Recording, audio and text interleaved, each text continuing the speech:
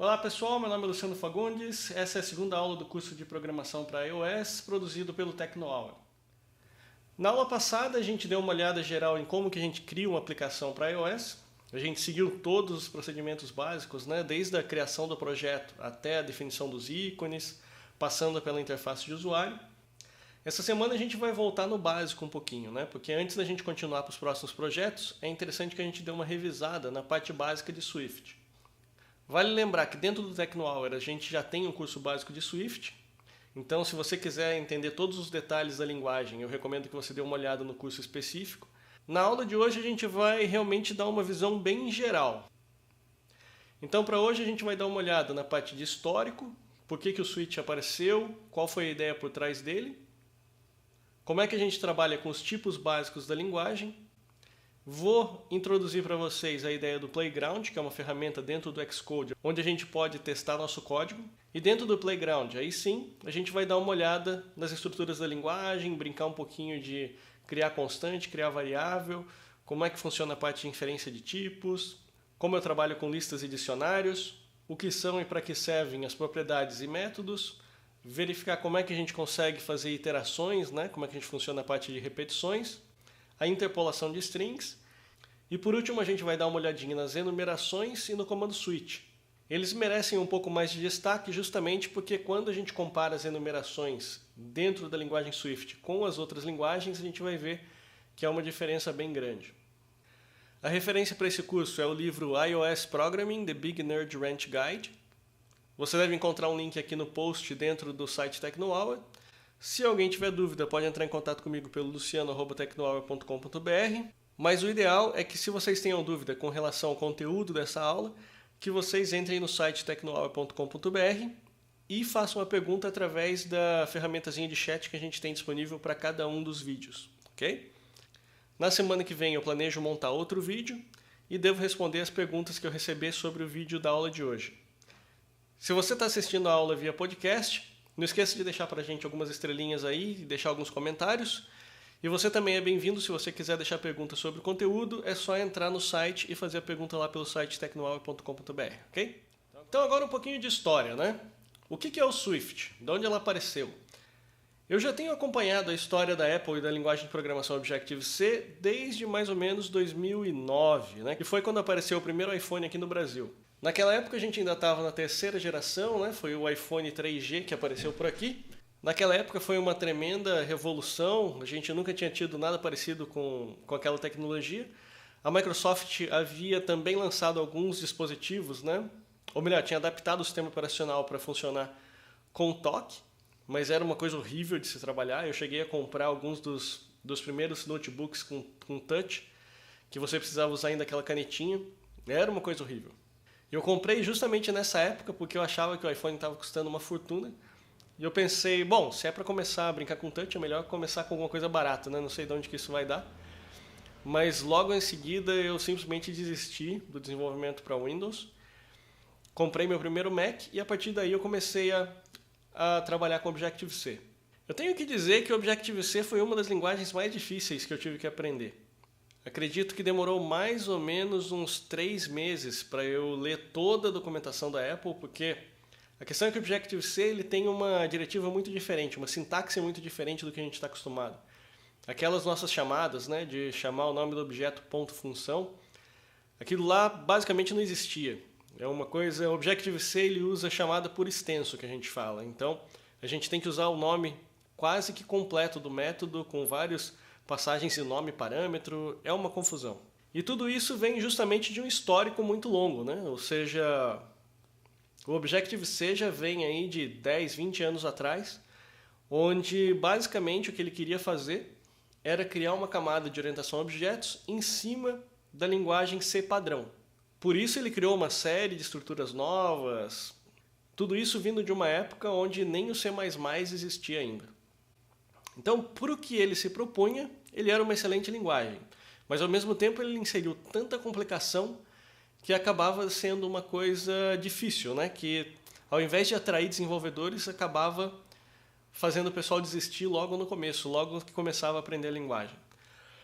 E em 2014, Eu ainda tive a grata surpresa de estar lá presente na apresentação do Swift, né, que foi no WWDC. Eu estava lá e aí foi a primeira vez que o pessoal apresentou a nova versão de Xcode e com ele a nova versão da linguagem Swift. De cara, todo mundo meio que se apaixonou pela linguagem, né? Foi quando eu comecei também já a pegar e escrever sobre ela. A Swift ela foi lançada mais ou menos em junho, né, de 2014, que foi durante a WWDC, mas ela foi ficar disponível somente no final do ano, quando ela realmente virou o General Availability, né, que seria estar disponível para todo mundo usar. Nesse meio do caminho, o que aconteceu foi que a versão beta do Xcode já suportava Swift, mas você ainda não podia enviar aplicativos em linguagem Swift. Houve toda uma transição, mas no final das contas o que aconteceu foi lançamento em WWDC 2014 em junho e mais ou menos lá para novembro foi quando ela realmente ficou oficial e daí todo mundo começou a poder usar Swift para desenvolver os aplicativos. Nesse meio tempo, eu desenvolvi o primeiro livro em português sobre Swift, que basicamente foi uma adaptação do manual da Apple de Swift que ela lançou para a língua portuguesa. Desenvolvi também o primeiro curso de Swift aqui no Brasil, nas videoaulas que vocês têm acesso também, e que eu já devo estar atualizando provavelmente agora no segundo semestre desse ano. E a grande vantagem do Swift qual foi? Foi justamente facilitar a vida do desenvolvedor, tá? Então, eles queriam tirar todo aquele impacto negativo de quem olhava pela primeira vez o Objective-C e queriam trazer uma linguagem que fosse mais familiar, que fosse mais interessante de aprender e que principalmente fosse muito mais simples de se usar. Para isso veio o Swift. O Swift ele veio como uma cara de Java, então boa parte das estruturas, boa parte das chamadas de funções e tudo mais, ele é muito parecido com aquela linguagem, então ela já está usando estrutura de pontos e tudo mais, a gente vai ver aqui no decorrer do curso. Mas o principal não é nem isso, porque a gente tem que lembrar que existem duas características importantes da linguagem, né? Você tem o Swift propriamente dito, que é a forma como você escreve seu código-fonte, mas você tem toda uma biblioteca, né, que seria no nosso caso aqui a biblioteca UIKit, que são todos os componentes da linguagem que permitem que você crie a aplicação. De cara, essa integração ela era meio complicadinha, tá? Embora você pudesse usar o Swift e usar todos os componentes da UIKit, claramente ele não estava bem integrado ainda, então muitas conversões de tipo e tudo mais não funcionavam direito, mas nesses últimos 2 anos a coisa foi evoluindo e hoje dá para dizer que você consegue usar Swift e programar normalmente usando todo o UIKit, desenvolver todos os aplicativos, por isso que a gente está usando o Swift também nesse curso. E baseado nas últimas iterações que eu já vi sobre a linguagem, eu até tendo a dizer, e aí eu sei que vai ter gente que vai brigar comigo, Swift acabou sendo o que o Java deveria ser, tá? Por quê? Porque toda aquela ideia de você ter um mecanismo que permite que um programa rode em diversas plataformas, isso já é a base do Java, né? Mas o Swift conseguiu fazer isso de uma forma certeira. A Apple acabou criando a possibilidade de você compilar Swift também em bytecode, no mesmo esquema que o Java, com a diferença, que para mim é crucial, de que a compilação, que é transformar aquele código misto em alguma coisa que o aparelho consiga rodar, ele acaba sendo feito na App Store. Tá? Então, essa para mim é uma diferença crucial. Por quê? Porque se você solta um programa hoje Android, que é escrito em Java, aquele código intermediário é o mesmo que vai ser feito download por todos os aparelhos. Aí você vai ter dentro de cada aparelho um compilador just-in-time. Ele vai transformar aquele código intermediário em alguma coisa que consegue ser executada no aparelho que ele está rodando. E mesmo assim você vai ter mais um monte de coisa rodando ali em paralelo ao seu aplicativo, que vai ser a característica do runtime, que vai ser quem vai gerenciar a memória, vai gerenciar um monte de coisa. Ou seja, sempre que você estiver rodando um aplicativo Java, é como se você tivesse 2 aplicativos rodando. Um é o aplicativo propriamente dito e o outro é o runtime que está fazendo toda a parte de infraestrutura funcionar. Como no caso do Swift, ele já tem toda uma preparação, tanto do ponto de vista do compilador, quanto do ponto de vista da compilação na App Store, você acaba tendo um código muito mais eficiente. Por quê? Porque quando você faz o download do seu aplicativo no seu aparelho, você já está efetivamente baixando um código binário.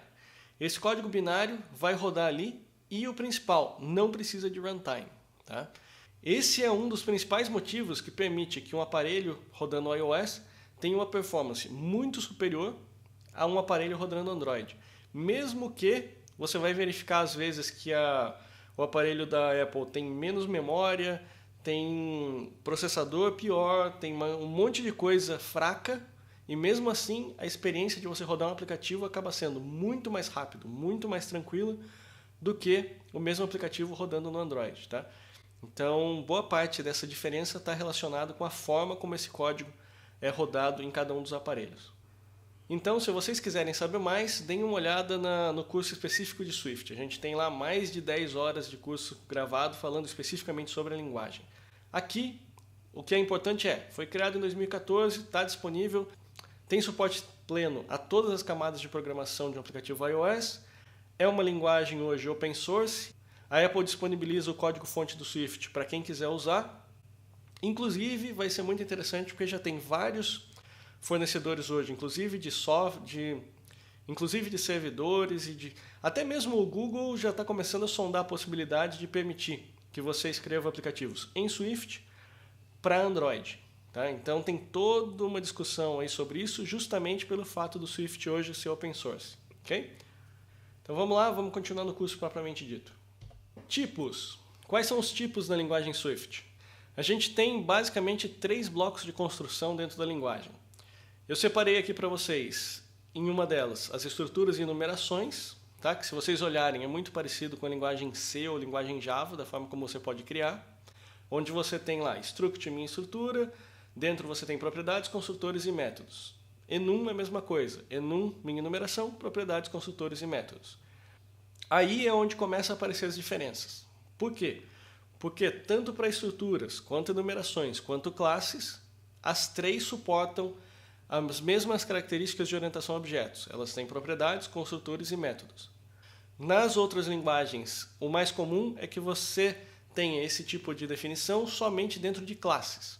E aí a gente chega então na parte de classes. O que são as classes? São as bases da orientação a objetos. Antes de mais nada, por que eu coloquei estruturas e enumerações no mesmo quadradinho? Simples, é porque elas são ambas passadas por valor. O que significa isso?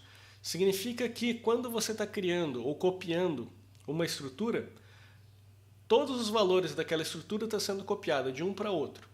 Isso é muito importante, principalmente quando a gente está chamando funções e métodos. Por quê? Porque a gente passa essas estruturas do nosso programa principal para dentro de uma função. Quando a gente faz isso, é importante a gente saber que essas estruturas são passadas por valor, por quê? Será criada uma nova variável dentro da função que está recebendo e todos os valores que a gente tiver aqui dentro da estrutura e da enumeração inicial vão ser copiados para essa variável que vai estar funcionando e sendo acessível de dentro da função. Isso é o que a gente chama de passagem por valor e é assim que funciona tanto no caso de estruturas quanto no caso de enumerações. Já as classes, que são a base da orientação a objetos, essas são passadas por referência. Nesse mesmo procedimento, quando eu tenho uma determinada função e eu vou passar um objeto, porque daí uma instância de uma classe a gente já chama de objeto, a gente passa um objeto dessa classe para dentro de uma função ou para dentro de um método, isso significa que aquela instância está sendo passada de forma inteira para dentro daquele método. Não existe uma cópia de valores, não é criada uma variável nova. Por que isso é importante saber? Porque lá dentro daquele método, se alguma coisa for alterada dentro daquela variável que recebeu o objeto original, a alteração está sendo realizada no objeto original. Existem várias outras vantagens aqui se a gente for discutir entre classes, estruturas e enumerações. O que é importante saber para a gente poder continuar esse curso é o seguinte: as estruturas a gente sugere que seja usado para definir bloquinhos pequenos do seu programa. Vamos supor então que você criou uma estruturinha chamada eleitor, que tem o nome, sobrenome e o número do título de eleitor. Mesmo que você tenha 30 variáveis diferentes, todas elas apontando para o mesmo eleitor, ou seja, os mesmos dados, como você criou na forma de uma estrutura, você vai ter em memória 30 cópias diferentes dessa estrutura. Se a gente comparar isso com o que aconteceria com uma classe, a classe ela teria um objeto criado a partir daquela classe, certo? Então a gente poderia fazer a mesma ideia. Então eu poderia ter uma classe eleitor, onde dentro dessa classe eleitor eu teria a propriedade nome, sobrenome e título de eleitor. A diferença seria a seguinte: no momento em que eu tivesse lá 30 variáveis apontando para um mesmo objeto, eu continuaria tendo somente um objeto em memória. Os dois blocos mais equivalentes que a gente tem aqui seriam as estruturas e as classes. Do ponto de vista funcional, eles fazem praticamente a mesma coisa. Mas essa diferença que eu disse para vocês, entre uma usar passagem por valor e a outra usar passagem por referência, faz com que as duas sejam tratadas de forma extremamente diferente quando a gente está trabalhando dentro do programa. Tá? Existem várias outras diferenças aqui, mas isso a gente vai acabar vendo no decorrer do curso. E o caso da enumeração? Para que ela serve? A enumeração ela já tem um papel bem diferente das outras duas. Tá? Por quê? Porque as estruturas e classes elas representam informação. A enumeração ela representa o que a gente chama de tipos enumerados. E a diferença aqui é principalmente semântica. O que eu quero dizer com diferença semântica? A diferença é a seguinte: a ideia não é que você crie uma enumeração para definir um eleitor. Tá? Isso daí não seria o papel dela. Embora seria possível, sim, seria. Eu posso ter a propriedade nome, posso ter a propriedade sobrenome, posso ter a propriedade número do título. Mas não é para isso que ela serve. Tá? A enumeração ela pretende enumerar valores. O que significa enumerar valores? Significa o seguinte: eu posso definir aqui, vamos supor que nas estruturas, além de nome, sobrenome e título de eleitor, eu também fosse usar o estado daquele eleitor. Esse estado seria uma propriedade, mas eu não queria deixar essa propriedade em aberto. Eu não quero que a pessoa possa simplesmente chegar lá e colocar um texto qualquer. Eu quero ter pré-definido um conjunto de estados. Aí é onde entra a questão da enumeração. Eu consigo dizer, então, que uma determinada enumeração, que seria, por exemplo, estados, poderia assumir quais valores? São Paulo, Rio de Janeiro, Minas Gerais e assim por diante. Então, o papel básico da enumeração, e eu vou detalhar um pouco mais sobre ela no final da aula de hoje, é o seguinte: a enumeração identifica conjuntos de valores. Seja definir, por exemplo, o conjunto de todos os estados da federação, seja definir, por exemplo, todos os países que existem no mundo, seja definir tipos de eleitores, por exemplo, se ele é um eleitor que está na ativa ou se ele é um eleitor que já é opcional, por exemplo, maiores de 65 anos, acho, se eu não me engano é isso, que a pessoa não precisa mais votar, ou menores que 16. Então eu posso definir classes de eleitores diferentes. Como eu falei para vocês, é uma questão de semântica. Tanto no caso de estruturas quanto classes, eu consigo definir elementos concretos. Então eu poderia definir o eleitor, poderia definir o país, posso definir uma casa, posso definir um carro, tudo isso daí pode ser definido através de classes e estruturas. Enumerações definem tipos. Então, a enumeração pode dizer, por exemplo, a marca do carro. Então, posso ter Volkswagen, posso ter Ford, posso ter Tesla. Ou posso definir, no caso do eleitor, o tipo de eleitor, se ele é obrigatório a votar, se ele não é obrigatório a votar. Então, basicamente, a diferença entre eles é essa. A diferença está no contexto em que você usa cada um desses blocos. E só para finalizar, então, mais uma vez, a estrutura é para ser usada quando você tem que definir alguma coisa pequena, alguma coisa que possa ser copiada milhares de vezes dentro da memória do seu aplicativo. E classes é uma coisa já maior. É uma forma de você criar uma coisa mais complexa, uma coisa que precisa de melhor utilização de memória, então que pode ser passado por referência. Uma coisa interessante aqui é que todos os tipos básicos da linguagem Swift são definidos através de classes ou estruturas. Diferentemente de outras linguagens, isso significa que você pode estender, você pode criar outros, você pode definir seus próprios tipos, estendendo, herdando características dos tipos básicos. E agora a gente entra no primeiro laboratório. Para dar continuidade na aula de hoje, a gente vai sair aqui da apresentação, vai abrir o Xcode. Aqui já tem uma referenciazinha básica para vocês de como é que vocês abrem o Xcode, como é que vocês criam um novo playground. No menu File, New Playground. Com isso você já vai conseguir criar um ambiente e a gente vai fazer isso agora. E eu vou demonstrar para vocês a utilização de cada uma dessas estruturas agora dentro do playground. E todos os exercícios que eu estou fazendo aqui com vocês, para quem for assinante do site, vai estar lá no nosso arquivinho PDF com toda a demonstração da aula de hoje. Essa foi outra funcionalidade que eu acabei de criar no site, que é para poder fazer a disponibilização de arquivos para download também. Para quem ainda não assinou lá o site do Tecnohour, vale a pena vocês darem uma olhadinha lá, porque logo eu vou ver se eu coloco daí tudo que a gente fizer aqui, tanto no Xcode quanto nas aulas, eu pretendo deixar lá para vocês poderem fazer download. Mas isso, mais uma vez, vale para o pessoal que é assinante. Então agora chega de propaganda, vamos dar uma olhadinha lá no Playground. Beleza, então aqui já está nosso velho conhecido Xcode. Vou criar um Playground para a gente poder começar a brincar. A primeira opção já está aqui, Get Started with Playground. Vou usar o nome Aula 2. Vamos usar a plataforma iOS. Próximo. Agora escolher onde eu vou gravar esse Playground. Vou deixar aqui no mesmo diretório que eu já estava usando antes. Então vamos lá. Você que chegou agora, você assistiu a aula da semana passada, onde a gente criou um projeto. E agora você está vendo que eu estou criando um Playground. Esse daqui, digamos que eu estou criando um projeto especial, tá? Por quê? Porque a ideia não é criar um aplicativo que vai rodar no iOS. O Playground é mesmo um lugar para você vir e testar trechos de código. Tá? Dentro de um projeto tradicional, você até consegue ir lá e criar um arquivinho de Playground, onde você pode testar dentro do mesmo projeto diversos códigos diferentes. Aqui a coisa é um pouquinho diferente, eu já criei um Playground já desde o começo. Então eu vou conseguir gerar um aplicativo a partir disso? Não.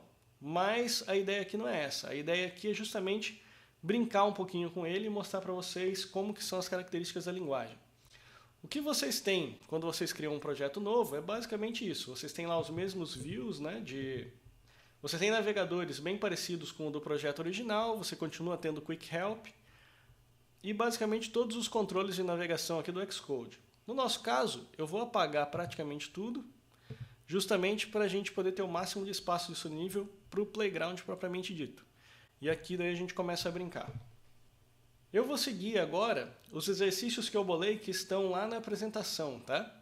Então vocês não vão ver a apresentação aqui em paralelo, mas tudo que a gente vai fazer eu vou seguir mais ou menos os mesmos passos que já estão lá. Então para o pessoal que é assinante que fez o download, pode depois seguir a apresentação que vocês vão fazer basicamente essa mesma aulinha que eu estou fazendo agora. Então o que tem aqui no Playground? Basicamente ele já me importou a biblioteca UIKit. Isso daqui seria para o caso da gente estar interagindo com algum componente visual, alguma coisa assim dentro da própria linguagem. Por agora a gente já está bem, não vai precisar fazer nada disso. Na segunda linha ele já criou para a gente um Hello Playground. Então a primeira coisa, o primeiro exercício que a gente tem é mostrar para vocês a diferença entre uma variável e uma constante. O que foi criado aqui é uma variável. Como que funciona? Eu uso a palavrinha-chave var, o nome da variável, e coloco aqui, nesse caso, é um texto que está dentro daquela caixinha. Então a gente pode sempre pensar naquela visão da caixinha. Tem uma caixinha chamada str, dentro da caixinha eu coloquei esse texto chamado Playground. Vocês podem ver que aqui na lateral do Playground, ele tem uma barrinha onde ele mostra para mim o resultado do que está acontecendo no código. Nesse caso aqui ele já me mostrou, olha, o que está aparecendo naquela variável é esse Hello Playground. Eu posso fazer um Quick Look, basicamente ele vai me mostrar aqui o que tem dentro daquela variável, e eu posso adicionar esse Quick Look para aparecer no próprio Playground. Então é mais ou menos como se eu estivesse criando, existem vários tutoriais até que criam e arquivos de help que são criados baseados no Playground. Então você abre o Playground e poderia começar a brincar com ele. Como eu disse para vocês, var é o que cria uma variável. Agora eu vou fazer o seguinte, vamos criar uma constante. Para criar uma constante você usa a palavrinha let. Então const str igual str. O que eu fiz aqui agora? Eu peguei o conteúdo dessa variável str e atribuí a uma constante const str. Até agora tudo bem. Basicamente o que ele está me falando aqui é que ele está mostrando na minha barrinha aqui do lado direito, ele está me mostrando o conteúdo da variável const str. Agora, como isso daqui é uma constante, o nosso problema vai aparecer a hora que eu tentar fazer uma segunda atribuição. Const str igual olá. Aqui vocês podem ver que já apareceu um erro. Por quê? Porque a grande diferença é essa. Uma variável pode receber diversos valores diferentes durante o seu ciclo de vida. Já no caso de uma constante, ela recebe uma única vez, somente durante a sua inicialização. Se você tenta fazer uma atribuição nova a uma constante, você vai ter um erro do sistema. Aqui na parte de baixo vocês vão ver o console do Xcode e nele já está me dando a mensagem de erro avisando qual é o problema. Então o nosso problema aqui é que você não pode atribuir um novo valor a uma constante const.str. E normalmente o Xcode vai te oferecer inclusive formas de resolver o problema. Então aqui nessa bolinha vermelha que apareceu aqui indicando o erro, se eu clico, ele já me deu uma sugestão de correção. Ele está dizendo, olha, corrija, altere o let para var, para tornar a variável mutável. Então se eu clicar aqui, automaticamente ele já corrigiu lá e o erro sumiu. Comentários em Swift funciona da mesma forma que em linguagem C e Java. Então a barra torna comentário tudo que é escrito na mesma linha. Vamos usar isso para separar o próximo exercício. Agora a gente vai falar sobre inferência de tipos. Existem várias linguagens por aí que não dão importância aos tipos, né? Então você tem linguagens, por exemplo, como PHP, como JavaScript, onde você cria uma variável parecida com o que a gente está fazendo aqui agora, var, const, string, e você não define nenhum tipo para ela.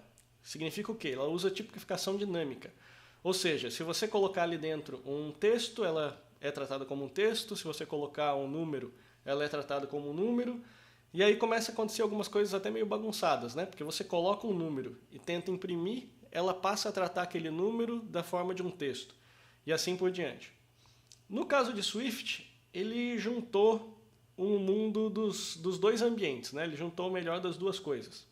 O que significa isso? Significa o seguinte, vocês viram que eu não precisei definir um tipo aqui, certo? Eu não precisei dizer que a variável str recebeu um texto. No entanto, isso não significa que o tipo está perdido. O que significa é que Swift usa inferência de tipos. Então, para facilitar a nossa vida, ele percebe na primeira atribuição que ele está recebendo um texto e a partir daí string passa a ser do tipo texto. Tá? No caso de inferência de tipos, como que eu descubro o tipo de uma variável? Aí eu posso abrir o meu inspetor, aqui do lado superior direito, e aqui na barrinha do Quick Help. Se eu vier em cima da variável e clicar em cima dela, o Quick Help já me exibe a informação dizendo, olha, essa variável é do tipo string.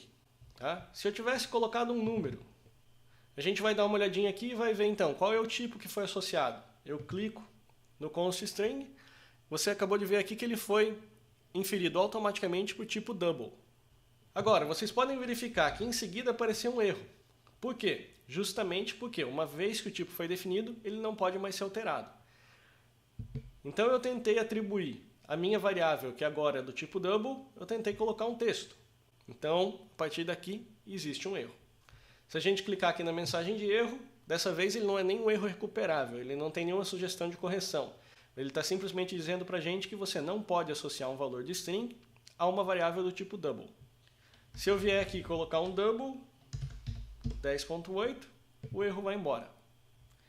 E não se assustem que pode demorar um pouquinho para essa barra lateral aqui se atualizar, tá? Então, à medida que você vai fazendo suas atualizações no código, ela vai fazendo o melhor que ela pode para reexecutar tudo isso daí em tempo real e exibindo aqui na barra direita. Mas de vez em quando vocês vão perceber que demora um pouquinho até que isso se atualize. Você não precisa declarar o tipo, você pode fazer atribuição direta, mas uma vez que você faça a atribuição, uma vez que o tipo seja definido, aquele tipo passa a valer para o resto da vida daquela variável ou daquela constante. Agora, e se eu quiser fazer a declaração formal do tipo? Aí eu venho para o próximo item, que é declarando tipos. O formato geral é, eu tenho uma variável, vou colocar o nome dele, e eu poderia atribuir a essa variável um verdadeiro ou falso. Certo? Estaria criando uma variável do tipo boolean. Agora, eu quero deixar explícito que essa variável é do tipo boolean. Como é que eu faço isso? A declaração funciona assim, eu coloco 2 pontos e o tipo que eu quero.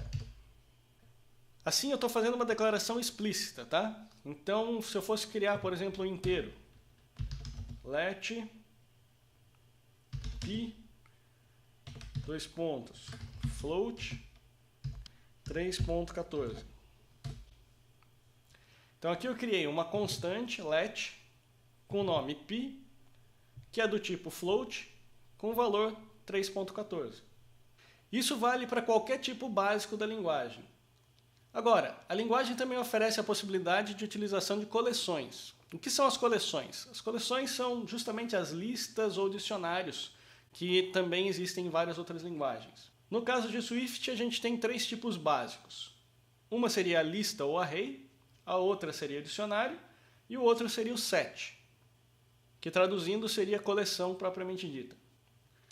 Como que eu declaro então esses valores? Então vamos lá, var, vou criar uma lista de tarefas.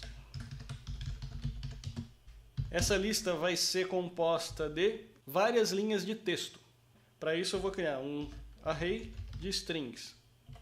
Esse sinalzinho aqui de colchete é justamente o que indica que essa variável é uma coleção.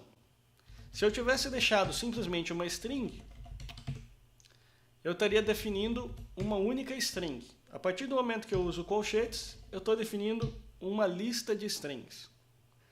Para definir um dicionário, eu vou criar uma variável status, que ela vai ser do tipo string. O que eu estou fazendo aqui? Um dicionário, ele funciona mais ou menos como a gente espera de um dicionário no papel mesmo. Significa o quê? Eu tenho uma determinada palavra-chave, onde eu vou procurando lá nas folhas do dicionário. Quando eu encontro aquela palavra-chave, eu vou ter uma descrição sobre ela, certo? Eu vou ter uma definição sobre aquela palavra-chave. No nosso caso aqui, eu estou definindo um estado, que a palavra-chave vai ser do tipo string e o conteúdo também vai ser do tipo string. Por isso que eu tenho dentro do colchetes 2 parâmetros, que seria o primeiro parâmetro antes dos 2 pontos, indicando o tipo da minha chave, e depois dos 2 pontos eu tenho outro tipo, indicando o tipo do meu conteúdo. Nesse caso aqui, que tipo de informação que eu poderia guardar dentro de estados? Eu poderia dizer, por exemplo, uma sigla que me leva a uma descrição. Então poderia ter, por exemplo, o estado da sigla SP, que leva para a descrição São Paulo. A sigla RJ, que leva para a descrição Rio de Janeiro. E assim por diante. Já no caso do set, essa coleção ela é muito parecida com uma lista. Mas qual é a principal diferença? É que quando você cria um set, o conteúdo do set não pode ser repetido. Então, a criação seria mais ou menos assim. Então eu estou dizendo que eu estou criando uma coleção e o tipo dos elementos dessa coleção está definido aqui como sendo de strings. Qual é a diferença entre uma lista de strings e uma coleção de strings? A diferença é a seguinte: a lista ela é uma lista ordenada, o que significa que você pode contar, que à medida que você for colocando elementos ali dentro, você coloca lá a tarefa de cortar grama, tarefa de fazer o almoço, tarefa de ir trabalhar. Tudo isso entrou numa determinada ordem, que vai se manter. Então você sabe qual é o elemento que vai ser o número 0, número 1, número 2. Já no caso de um set, essa ordem não existe. A diferença é que se você inserisse esses mesmos elementos dentro de um set, eles não necessariamente estariam na ordem que você colocou. E ainda existe uma outra restrição, que quando você coloca esses elementos no set, eles nunca podem ser repetidos. Tá? Então, numa lista, você pode colocar a tarefa de fazer almoço várias vezes. Ele vai aparecer na posição 5, depois vai aparecer na posição 10, mas vão ser tratados como 2 coisas diferentes. Já no caso do set, você não teria como inserir 2 atividades idênticas. Então, esse preparar o almoço, no momento que você tentasse incluir o segundo, ele já ia gerar um erro para você. Essa é a diferença básica entre um set e uma lista. Voltando rapidamente aqui para o slide, eu montei uma tabelinha aqui para vocês com todos os tipos básicos que existem dentro da linguagem Swift. Além do tipo string que a gente acabou de ver no exemplo, você ainda tem os tipos de inteiro, float, double e boolean. Existem subtipos que podem especializar esses tipos que também estão disponíveis, mas esses são os que são recomendados. No caso int, você trabalha com inteiros. No float são números flutuantes de 32 bits. No double são números de ponto flutuante de 64 bits. E o booleano para verdadeiro ou falso. Com isso a gente volta para o playground e vamos para o próximo item, que é de literais. Os literais nada mais são do que o conteúdo criado de forma direta para a gente poder atribuir a essas constantes e variáveis que a gente acabou de criar. No caso de strings e números, vocês já viram como é que funciona. Então, colocando aqui rapidinho, var olá, bom dia, var número igual 8.69. Agora, aí para o caso das coleções. Então, agora eu vou atribuir valor tanto para a lista de tarefa quanto para estados, para a gente poder continuar. Então, lista de tarefas recebe. O literal é criado entre colchetes. Se eu usar colchetes vazios, basicamente eu estou criando uma coleção vazia. Nesse caso, eu vou colocar minha lista de tarefa como sendo acordar, é uma string, separo por vírgula, fazer barba, ir para o trabalho. Então aqui eu tenho a criação literal de 3 tarefas que foi atribuída à minha variável lista de tarefas. Agora, só para a gente continuar seguindo os exercícios, eu vou criar aqui a variável vagas de garagem e já vou atribuir com um literal de dicionário. Como ela é uma coleção, eu começo com colchetes. A diferença é a seguinte: como eu preciso de chave e valor, eu preciso incluir 2 pontos aqui para indicar que eu estou criando um dicionário. Essa expressão aqui criaria um dicionário vazio. No nosso caso, a gente vai colocar então os valores literais dele. Então eu vou dizer que a vaga 13 é do João, aí vírgula. Da mesma forma que a gente estava usando na lista, vírgula a gente usa para separar um elemento do outro. Nesse caso aqui eu tenho 13 como sendo a chave e João como sendo o valor. A vaga 75 é do Luciano. E eu poderia continuar criando isso para todas as outras vagas do prédio. Já no caso de uma variável booleano, eu posso ter tem vaga igual a true. No caso aqui, o literal seria o true, ou a gente também poderia usar falso. Agora, aproveitando que a gente já tem esses dados colocados então nas variáveis, como que eu faço para acessar esses dados? Então, se eu quiser pegar, por exemplo, o primeiro elemento da minha lista de tarefas, basta eu fazer o nome, lista de tarefas, aí abro colchetes e o número do elemento que eu quero acessar. No caso, em Swift, todos os contadores começam em 0. Então, no caso, eu quero pegar o primeiro elemento, vou usar o número 0, e ele me traz o primeiro elemento da lista. No caso, acordar. E o que ele fez? Ele pegou esse elemento e colocou dentro dessa variável, primeiro. Agora, posso acessar o dono da vaga 13. Então, para isso, eu vou usar o nosso dicionário, vagas garagem. E o que eu coloco aqui? Nesse caso, como a gente está trabalhando com dicionário, não adianta eu pensar em termos de ordem. Então, não seria 0, 1, 2, 3. Como é que ele funcionaria? Eu teria que colocar aqui simplesmente o número da palavra-chave que eu estou procurando. No nosso caso, a gente tem 2 palavras-chave aqui, 13 ou 75.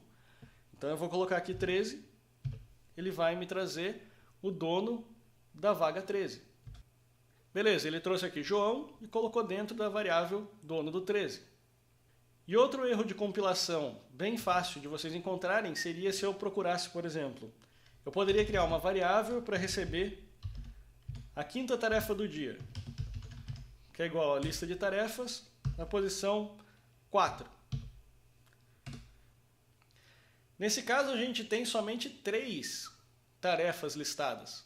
Quando a gente tenta acessar a posição 4, o compilador me gera um erro, dizendo o quê? Que é um erro que está fora dos limites. Isso daqui significa que eu estou tentando acessar uma posição da lista que não existe. No caso de dicionários é um pouco diferente, mas a gente chega lá daqui a pouquinho. Então, por enquanto, eu vou simplesmente remover esse erro aqui e a gente pode continuar. E o próximo assunto é de construtores. Quando eu estou utilizando um literal, significa que eu estou criando, usando a própria linguagem para criar de forma direta conteúdo. No caso de construtores, eu estou criando também conteúdo, mas agora de forma indireta, entre aspas. O que significa isso? Significa o seguinte: eu posso criar, por exemplo, uma string vazia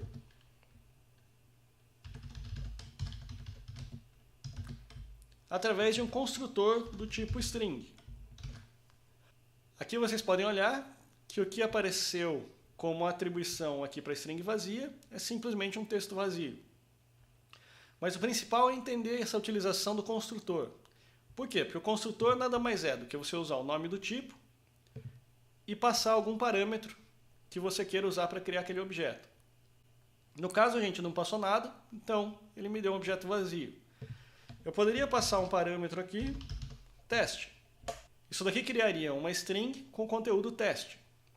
Mas eu poderia também usar alguns construtores mais avançados.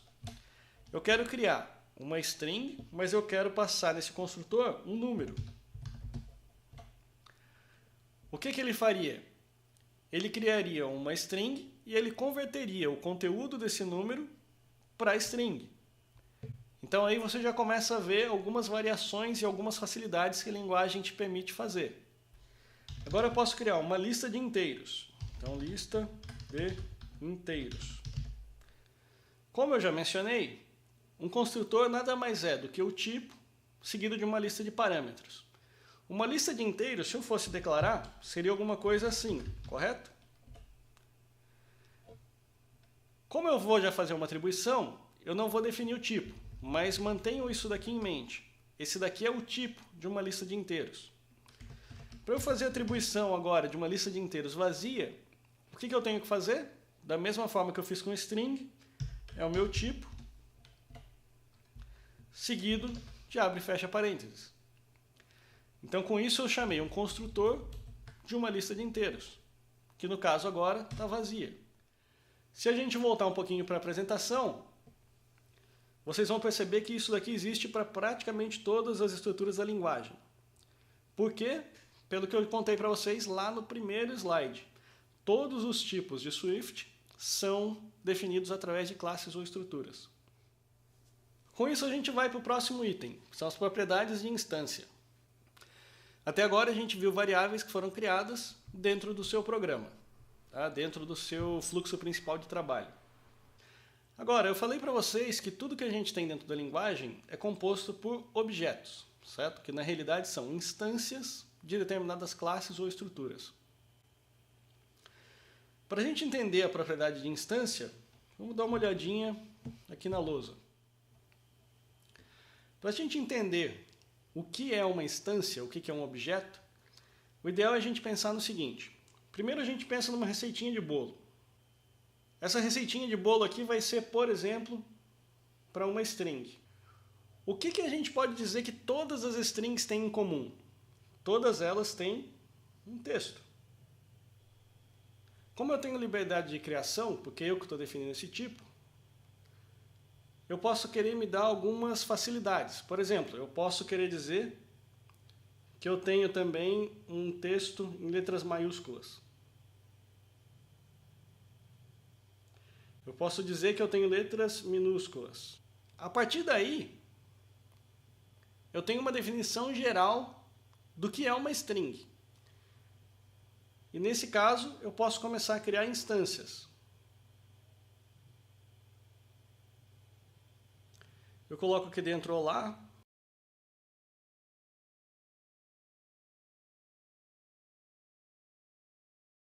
Nesses casos, eu tenho um tipo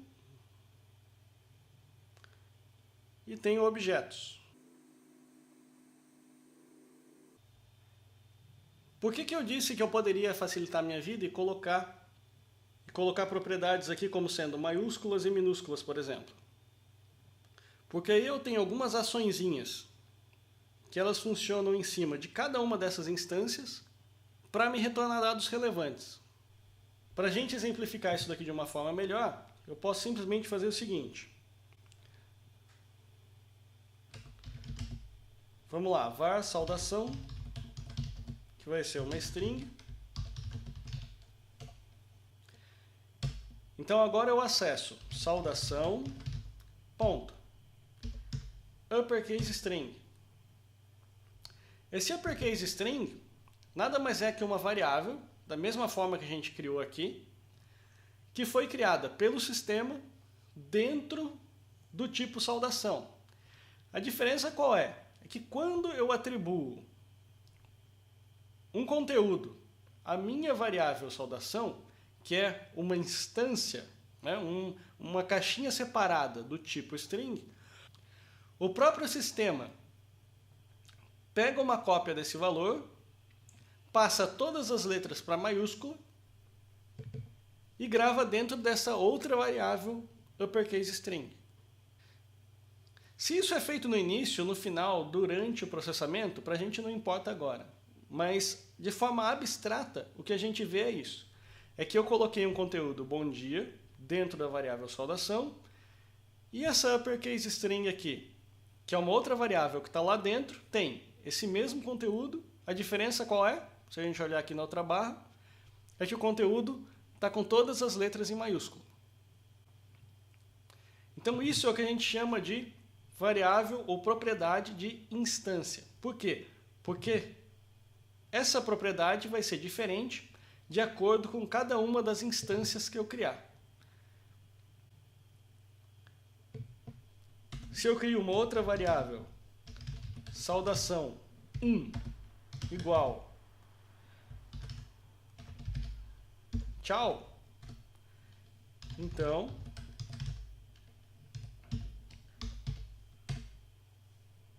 o uppercase vai ser referente a tchau. Isso é o que a gente chama então de propriedade de instância. É uma variável que eu consigo acessar dentro de uma instância e que vai me trazer conteúdo daquela instância. Outra propriedade de instância que vocês poderiam verificar, por exemplo, na nossa lista de tarefas, né? Ou então na vagas de garagem. Eu tenho lá vagas de garagem, ponto, count. Essa daqui é uma outra propriedade de instância, bastante comum, que ela me indica a quantidade de elementos que existe dentro de uma determinada lista. O próximo passo são os métodos de instância.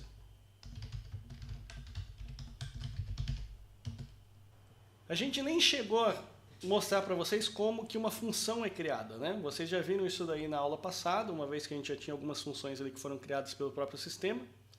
Mas para vocês entenderem a ideia do método de instância, é simples. A ideia é a mesma da propriedade, a diferença é que em vez de ser uma variável, é uma função.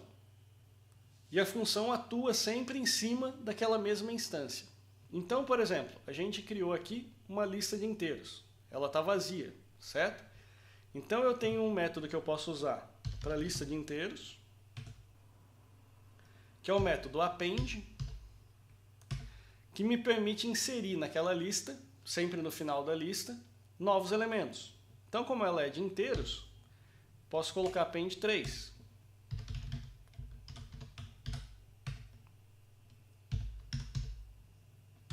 Append 10. Eu escrevo agora aqui lista de inteiros, ponto count,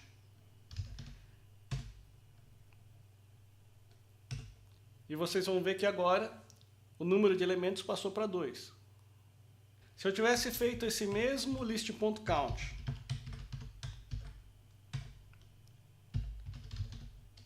antes de fazer o append, a gente teria quantos elementos? 0. Então o que aconteceu? Eu tinha 0 elementos aqui, adicionei mais 2 elementos, passei a ter 2. Para a gente chamar um método de instância, a gente precisa simplesmente usar o ponto mais o nome do método com seus parâmetros. Ok, pessoal, eu gosto de manter esses vídeos sempre com menos de 1 hora, então eu vou parar por aqui nessa semana. E para a semana que vem a gente vai continuar com opcionais, desempacotamento forçado, ligação opcional, acessando dicionários, repetições, interpolação de strings e numerações switch. Vale lembrar que essa aula de Swift ela está sendo bem condensada, tá? Então, se você está tendo dificuldade em entender a aula de hoje, eu sugiro que você dê uma olhada no curso especificamente de Swift, que eu tenho lá mais de 15 horas de curso, que daí com certeza você vai conseguir entender toda essa estrutura básica. No entanto, a ideia aqui qual é? É simplesmente mostrar para vocês o básico do básico de Swift. Para quê? Para que a gente possa avançar nos projetos que a gente tem no decorrer do curso e que aí sim, a gente vai voltar nesses detalhes de Swift e tudo mais à medida que os projetos forem necessitando estruturas mais avançadas da linguagem. Então, a principal diferença desse curso aqui para o próximo é, nesse cursinho a gente vai estar vendo muito mais a programação e a linguagem ela vai sendo detalhada à medida da necessidade. Tá? Como agora a gente ainda precisa de pouca coisa, eu estou mostrando para vocês pouca coisa, somente funcionamento básico. E à medida que a gente for correndo com os projetos, a gente vai vendo um pouco mais de detalhe. Mas se você estiver puxando os cabelos, não está entendendo nada do que eu estou falando e quiser primeiro aprender Swift para depois voltar para esse curso, sinta-se à vontade. O curso de Swift do Tecnohour está disponível no site do tecnohour.com.br e lá você vai ter umas 15, 20 horas de curso de Swift para saber tudo que tem que saber de Swift antes de vir aqui para a parte de programação. Ok? Então com isso eu encerro o vídeo de hoje e a gente conversa mais na semana que vem. Meu nome é Luciano Fagundes, esse é o curso de programação para iOS do Tecnohour. Semana que vem a gente tem mais. Abraço, até mais, tchau, tchau.